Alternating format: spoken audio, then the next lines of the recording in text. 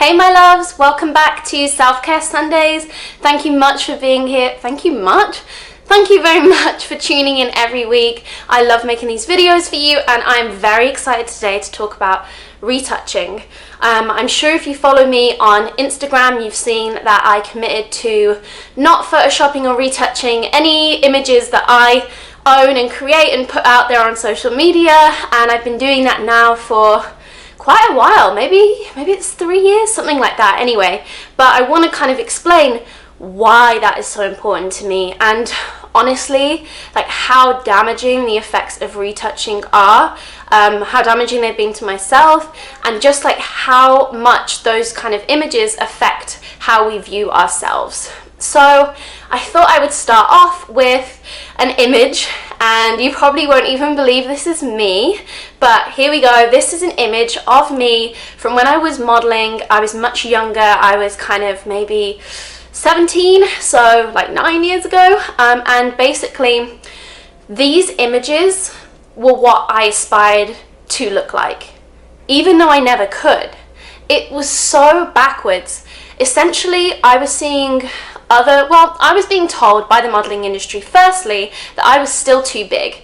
As you can see in that image, I am clearly much smaller than I am now. I was effectively like a UK 10, which would be like a US 6, maybe something like that. I'd actually been dropped from an agency and I was trying really hard to get with other, top level agencies, but 8 or 9 wouldn't accept me because of my size.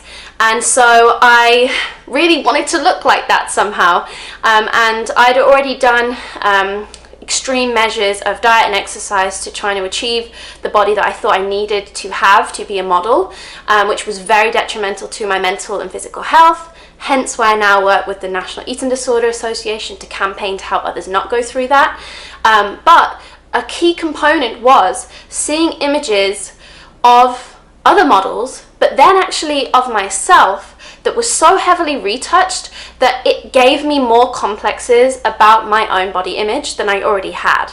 For example, I did a shoot and I get the images back and I'm super excited because maybe my hair was like, I actually wore a wig, it was so white, blonde, it was gorgeous. I had these big red like lips that I loved, the art direction and the fashion and everything I was wearing, and I got this magazine and genuinely like my own family members were like, "You're not in the magazine." I was like, "No, I am, like I'm on that page," and no one recognized me. Like I didn't even really recognize me, which is really scary, like to the extent where my forearms were like cut like 3/4 the size, you know what I mean, like cut here into a completely different shape. I had a thigh gap, which even after like extreme diet and exercise I could never achieve. Now I just magically had one because of Photoshop. My skin was like completely clear even though I have freckles, and I have like keratosis, the lumps and bumps on my arms, like everything's just vanished. And I'm left with this image and I'm like, wow, okay, so is that what I'm meant to look like? Is that what is the perfected, like better version of myself? Because someone sat there and edited that picture of me to look like this. So it left you feeling like, wow, like that's what I have to try and look like, but I can't. Like there's no physical way. Perfect doesn't exist. Like it just, and why is that perfect? Like the whole concept is kind of mind-boggling. Who sat down one day and just started like editing these things out and airbrushing and smoothing and changing and blah, blah, blah. Like what was wrong with the imperfectly perfect human that I am and that we are? So honestly, like after years and years of being told by the modeling industry that I was too big, then being told by the plus size industry I was too small, then being told like, well, you're not even really tall enough, you're too commercial, you're too curvy, da, da, da, and you got to be airbrushed and all these things, like I was just like, can I just be me? Can I just be real? Like, isn't that life? Just being able to embrace who you are, be the best version of yourself, turn up. Apologies for that very loud boat. And so that's when I committed to being like, do you know what? Wherever I have control, I'm not going to retouch myself. Like, hell no. Am I going to sit there and edit myself after all that crap I've been through? I've gotten to a place where I realize that doesn't matter at all. Our beauty isn't dependent on how many flaws we have. Like, flaws, like I wish we could recreate that word. Like it shouldn't even exist. You know what I'm saying? Like the reason the word flaws exist was because we saw perfected images of models, of celebrities in the media, and then we started to think, oh, well, if my skin is lumpy, bumpy, different texture, different color, that is a flaw because that perfected image doesn't have that. Then the pharmaceutical industry, the brands, all those people jumped on it and they were like, great, we can make money out of this, because if people want to look like that perfected image, we can sell them products. Even though they can never actually look like that, they will believe that they can with marketing and branding. And if we put up these perfected images of models, and the most dangerous ones really are those, you know, some of those skincare creams that are targeted to women, you know, that are maybe in their 40s, 50s for anti-wrinkle, but they're actually using 13 to 15-year-old models who haven't got wrinkles yet, because you don't get wrinkles at that age. And it wasn't the cream that did that, it was the casting decision. And then even those pictures are airbrushed and filtered, and like it's selling a lie. So retouching is a lie, and it doesn't make me feel good. Like it makes me feel icky. And even a couple of years ago, after committing to the no retouching and I worked with a photographer, and I was super excited. The images were me on a beach. I was so happy. I was like, wicked, this is going to be good. Got them back. He photoshopped them. I was like, no.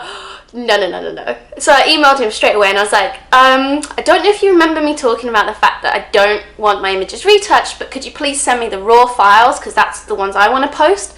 And he goes, no, I can't do that. That's not my work. That won't be to like my level. It's not going to be, you know, my aesthetic or like finished.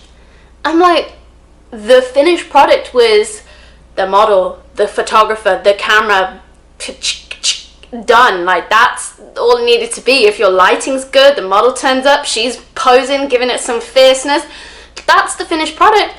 I was so disappointed. I was like, wow, like that's your problem, because I know I don't need to be retouched. Like I'm good, like I feel beautiful waking up in the morning, even, you know, when your hair's a mess and whatever and you got your bags under your eyes. Like I know that doesn't make me any less beautiful, but that's kind of crazy that you felt the need to retouch it.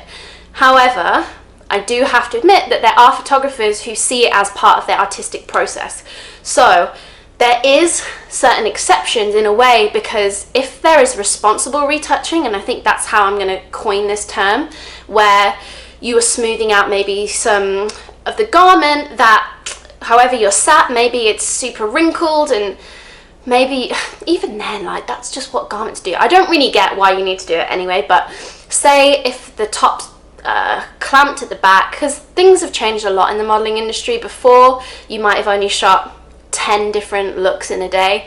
I've done shoots where genuinely you've shot like 50. So just imagine if you're shopping, even at one store, because every store now has different factories that it produces at. Samples come at different sizes. So if you book one model for the day, she's got that one body shape, that one size, and she's meant to fit into 50 different items of clothing that are all, say, a UK 14. Like, I'm not going to fit every single garment perfectly. Like, that's just not what it is. So you might have to pin it and tuck it or do little things. So sometimes Photoshop is used to like edit out the clamps or the clips. Let me know in the comments if you think that's okay, or because the only other option is to like do basically a whole nother day before the shoot to fit every single garment, and then you either have a seamstress on set, and it costs a lot of money and time. And a lot of brands, especially now that, and we've benefited from this as a consumer, we have fast fashion brands, so we can just quickly buy things for £10 and then send it back, or, you know, like wear a dress once for a night out and not have to worry about wearing it again, that sort of thing. And fashion is an industry. I'm really going off the beaten track here, but I'm just trying to tell you everything and my honest opinion. But I would love to know your opinion on this topic. So even recently, I posted a picture just the other day, and you could see kind of the redness, the lumps and bumps on my arms, and some of the marks maybe where my clothing had been on my stomach. And there was a few comments like, oh, what's wrong with her skin? And another one like, oh, looking a bit chubby. Or another one which was, if you stopped eating donuts, you'd be normal size. Oh my goodness. So anyway, those are just losers, and we can ignore them and move on.